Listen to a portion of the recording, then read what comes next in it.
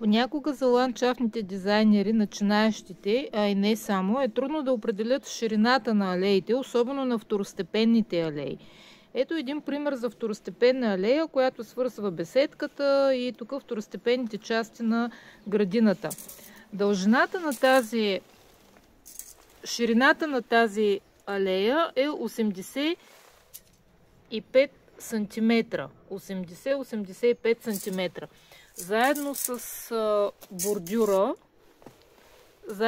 бордюра е 102-3 см. Това е напълно достатъчно за една такава второстепенна алейка. Между другото, това е много добре оформена алея с градински вертикални бордюрчета. Тук има павета, много приятна част, където е беседката.